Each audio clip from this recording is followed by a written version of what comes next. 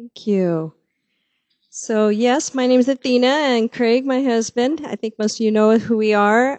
We run a nonprofit called Relate 2020, where we offer workshops, conferences, trainings on relationships and conflict resolution, and just to help people transform in their relationships. So if you're curious about what we do, you can look at our website. There's our website up there, and we've had growing opportunities, not only domestically but internationally. And some of you were praying for us. We did the 3 chairs a week ago online, and we had quite a turnout from around the world. So we had, I think it was 12 countries represented from 5 continents, and we were pretty thrilled to get feedback from heads of ministries and pastors of pastors saying that they are taking the 3 chairs, not only personally, but they started to confess to family members, and they want to take it to their church. And one guy said he made it as his screensaver, the 3 chairs, to remind him to be an advocate. He said, I've been in ministry for 22 years. This is so eye-opening and profound for me to see the power of being an advocate in my relationships. So I was pretty excited about this anger series. I love this book. I've actually have read it now. This will be my 3rd time reading the book. And I remember when Chip shared this years ago here at church, and I was just like, whoa. I just assumed, like probably most of you, that anger is really not right. And at least, only God gets angry, right? Or if you get angry, get over it work quickly. And so I didn't really understand that it's a morally neutral emotion. Sorry, there's something flying around here.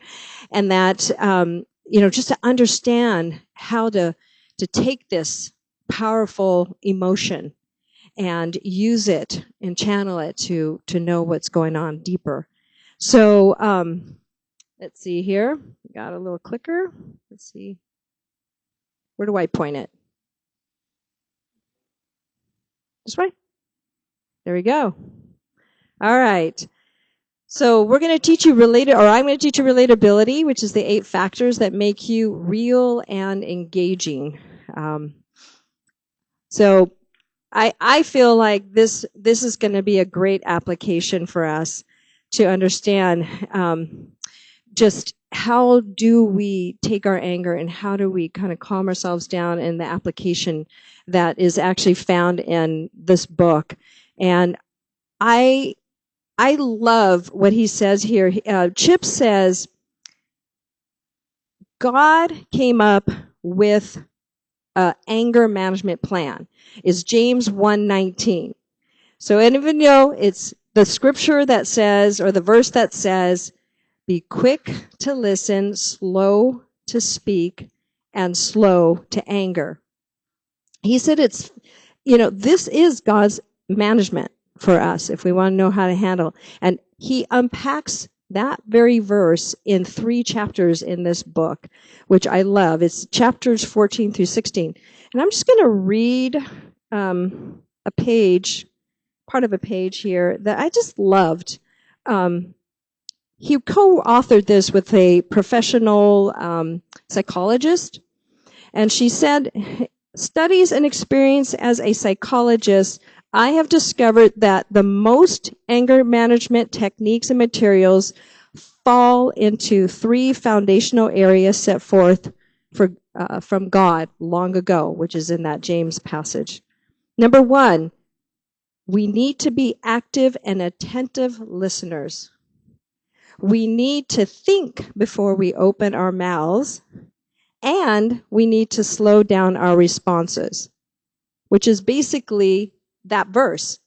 So this is what the psychologists have discovered, but God knew it long ago because he knows us as humans. The phrase in the original language in the Greek for that verse that says to be listening, it actually means here, it means to understand or to grasp.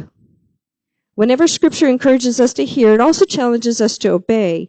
James is saying that in our anger, our immediate response to God, to others, and to our circumstances should be to listen, to be receptive listeners and not reactionary responders.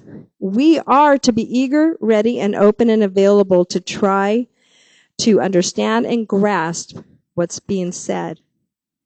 This runs contrary to our instincts. When we're hurt, frustrated, and wounded, we tend to be more reactionary than reflective listeners. And that is true, right? So let's see here. I'm going to clip away. I'm used to my husband clicking this.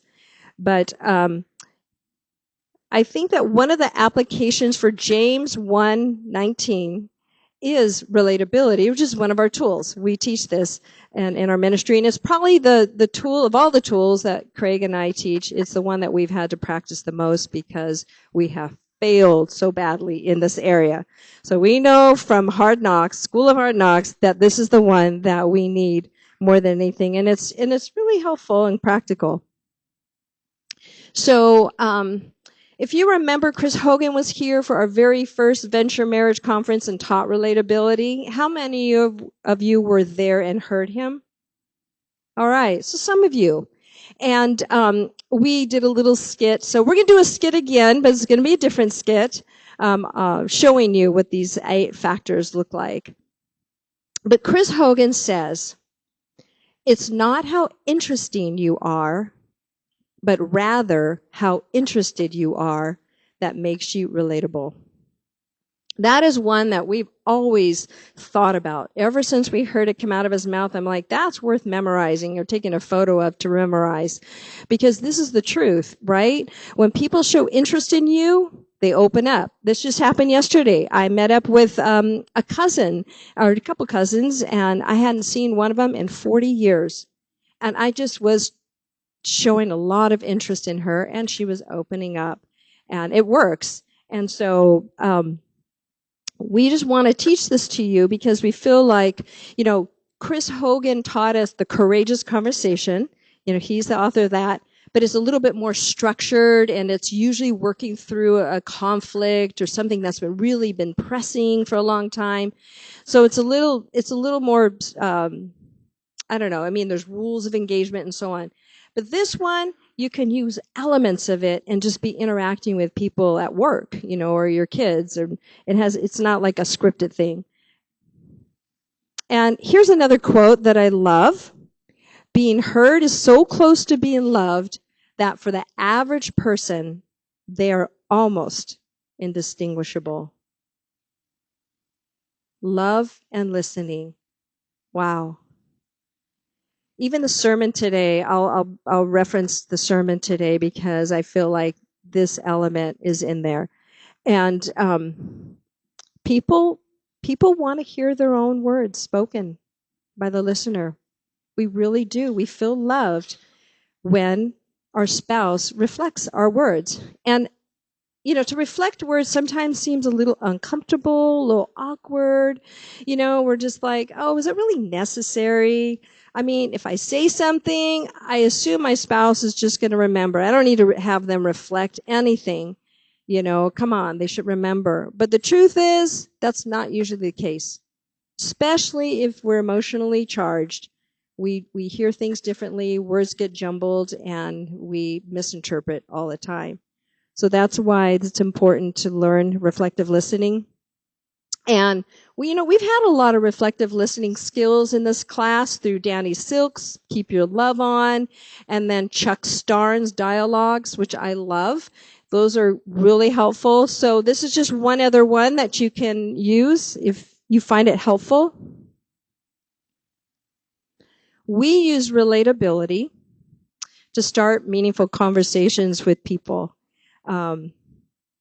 I just, I'll just use it to engage with someone, and they just start feeling safe and they start opening up. They don't know I'm using these elements in conversation. Craig was able to use it with his coworker.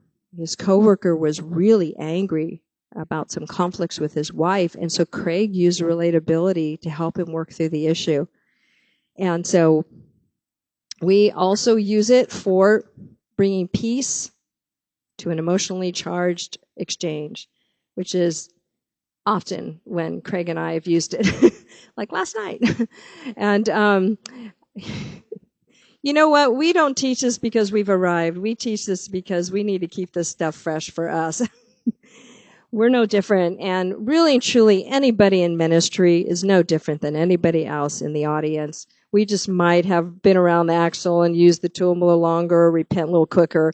But the bottom line is the 3 chairs and all these messages are stuff that we get tempted, we get challenged as well. And sometimes when you're in the heat of the moment, you don't remember anything, right? It's just like, what do you mean? I'm just angry, right?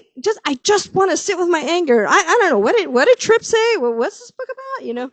So, and that's kind of how it works sometimes.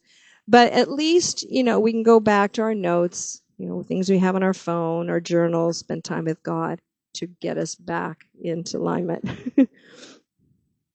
Okay, where am I? Let's see here. Okay, sorry, I'm not used to this.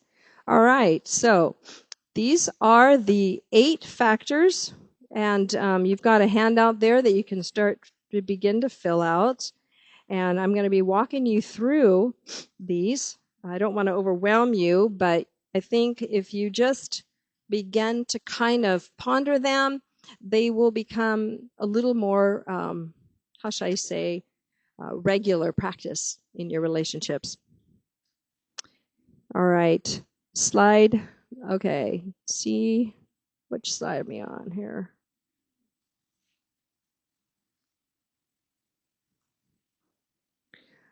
So, sorry about that. I was trying to look at my notes here. So, the first 5 factors of these 8 are ones you really want to do first. Our natural tendency is to go to number 6, which is challenge me, or fix me, or analyze, or give opinion. But people often want to first be seen, heard, understood, cared for, and appreciated. So I'm going to unpack those a little bit. But the acronym that Chris created, is called SHUCA. Do you guys remember that? SHUCA. And it's the SHUCA. And if that is first established in your communication, then you can go over to the 6, 7, and 8. So keep that in mind as I share. All right. There we go. The first is see me. This is where you just notice that the other person might be showing something's bothering them. Maybe they're afraid. Maybe they're upset. So you're kind of reading body language, nonverbals, their physical condition, and you make observations, but try not to make conclusions. So this might be a question you ask. I notice that you look, and then you could say something like upset, or exhausted, or afraid, or anxious. What's going on?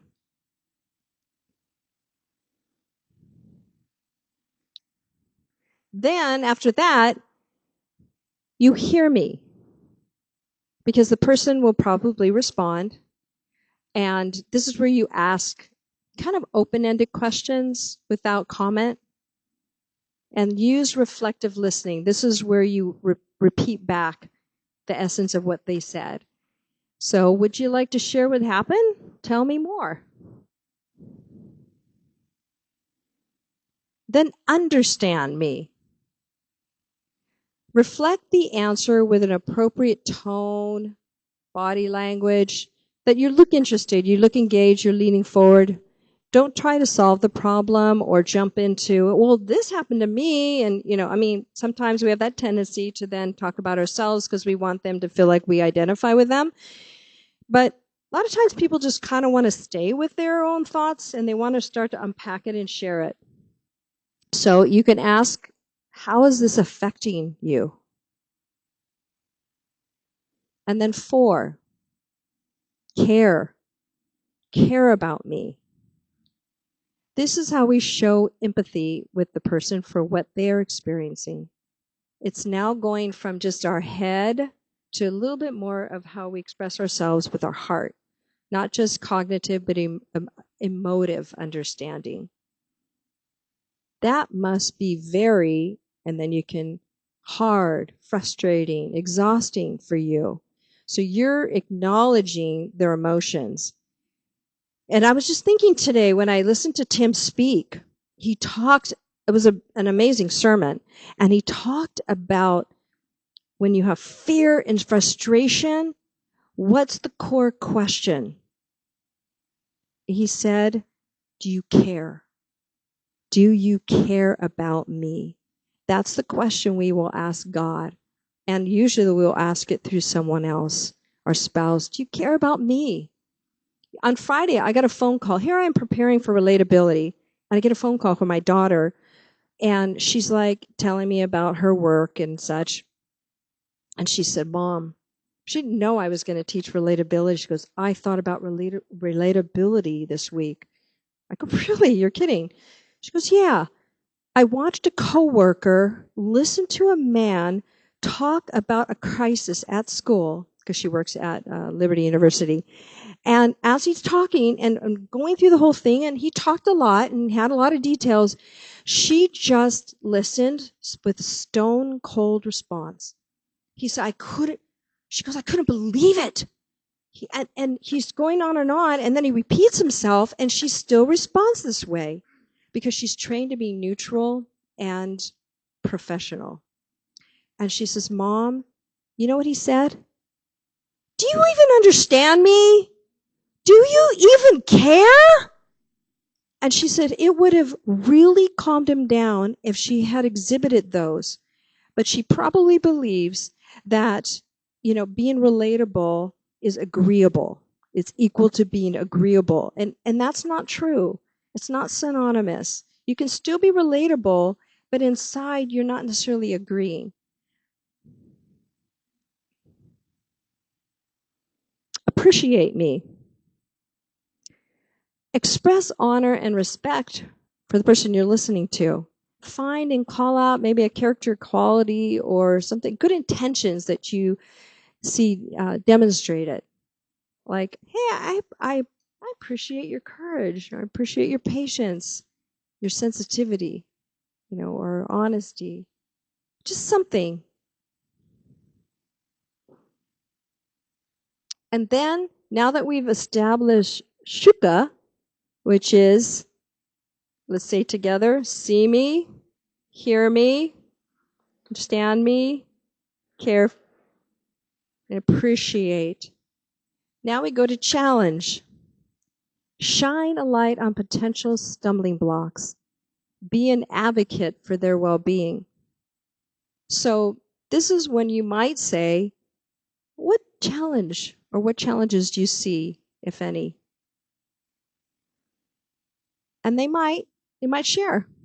Or they might continue repeating themselves and talk about the same thing again. You don't know, but you just kind of have to flow with the conversation. But there might be a challenge. And then, if it's appropriate, say, may I share a challenge I see? Because sometimes we really do see the challenge from the very beginning as they're talking, but now you've held your tongue and you've been patient and they feel cared for, appreciated, understood. So they're more open and receptive to you. And if they say, sure, then share.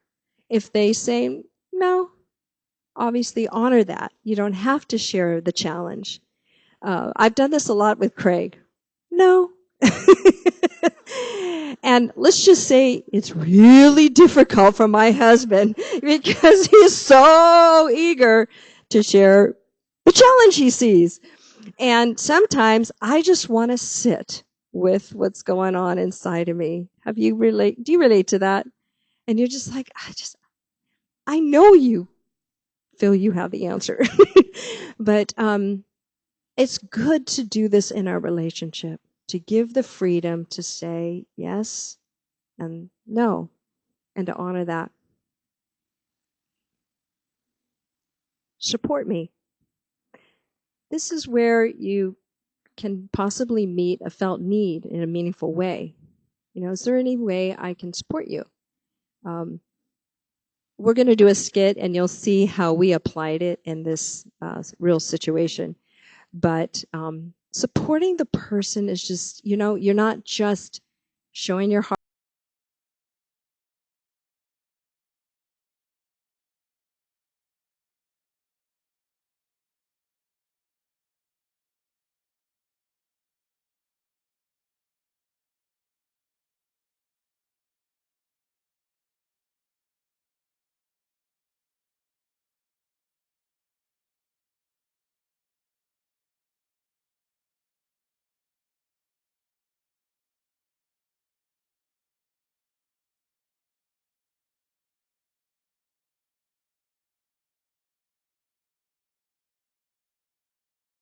Headaches and stuff like that, and they wouldn't get me an ergo chair. So I went hunting around. I found one in a classified room that I could use, but it needed some parts. It needed armrests and a lift to it, and so I went and saw went online and found how much they cost and put the links in an email to my admin and sent them in and said, hey, can we just get the parts for this chair? And she wrote back. She said, for expensive purchases, we need a doctor's note. A doctor's note. Can you believe it? I just don't get it. So she didn't just purchase it? She's requiring you to get a doctor's note for these parts? That must feel very dismissive. I hear you. Exactly.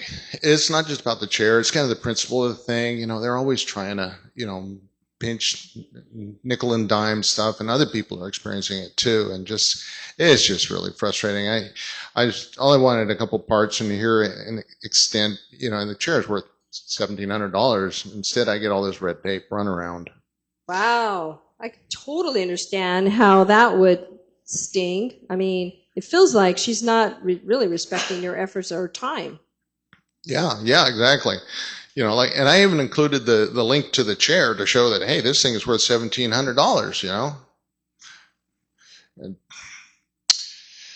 well, I care that sitting with you, no pun intended, that's how sitting with you, that's not good. You've been dealing with a broken chair for a while, and it affects your posture.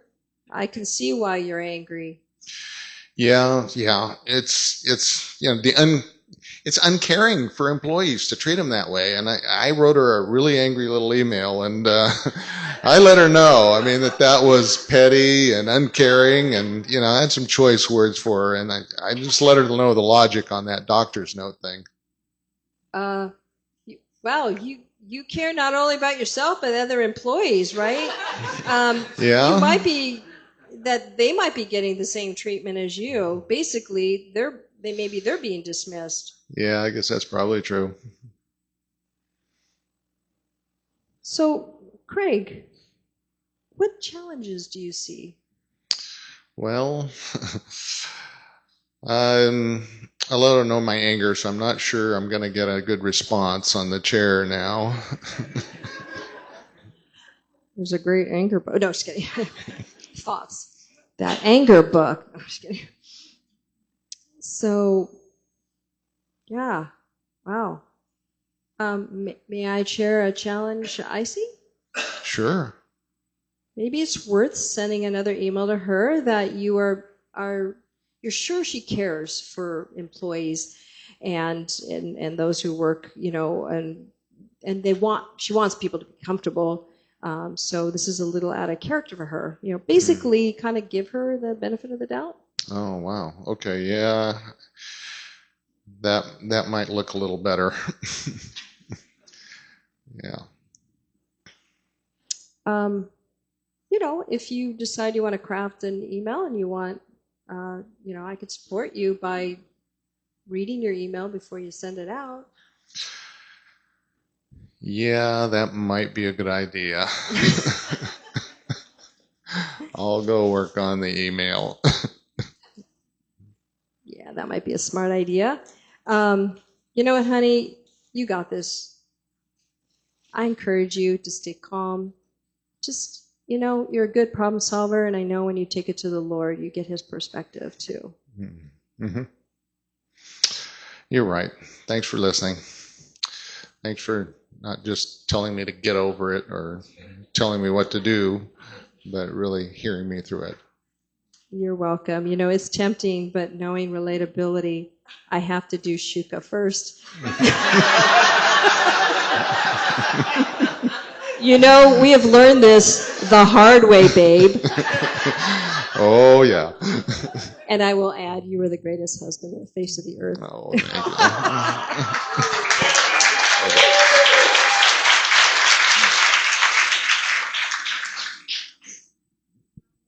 you. Okay. But did you get the chair parts? Oh, chair parts. It turned out it was a misunderstanding. She thought I was asking for the $1,700 chair because I put that in the link too, not just the parts. Once we got that cleared up, everything was fine. Isn't that how it is with anger? Usually it's little things we get triggered over and we find out it's not, we think it's a big thing, but really it's a little thing underneath it all. It's a misunderstanding. So I had the opportunity to practice my true apology method with my admin after that. It went well. Okay. Okay, just want to mention, we were encouraged to throw this slide in, just as an introduction to our ministry, Relate 2020. We do a lot of workshops around the world, and we're having an increasing number of opportunities to go overseas and do it with refugees and other places like that. And when we do that, there's oftentimes more physical needs that we need to try and meet. People need food.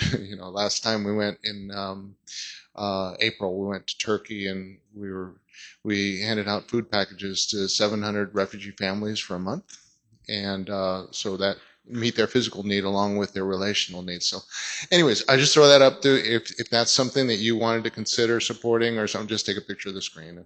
But it's not required or requested here. Back to you, babe. The greatest babe in the world. Actually, we don't even use the word babe, but I was thinking Lori, Kate, and Cody, they love that word, And so I thought I would throw that in there for them. All right, so we would like you now. Yeah. Woo! All right, so what we would like you to do around the table is we're going to have you sit as couples, knee to knee, and practice this relatability.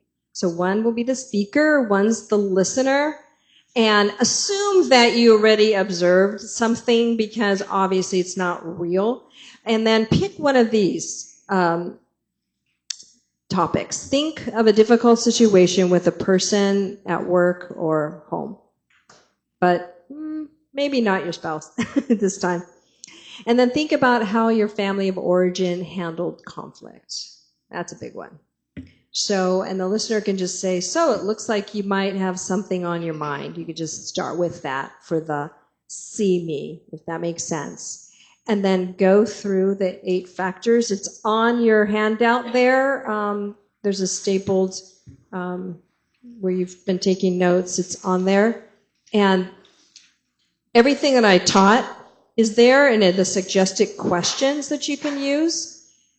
And the backside gives you scriptures for these 8 factors that are very helpful that you can read and take with you. So we're going to give you, let's see here, we'll give you about 10 minutes. And I think you might be able to go both ways. If you just raise your hand if you think you guys need a little bit more time.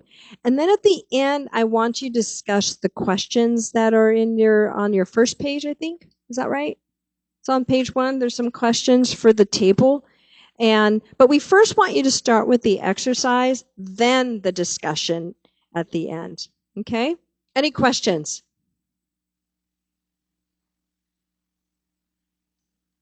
All right. God bless your time.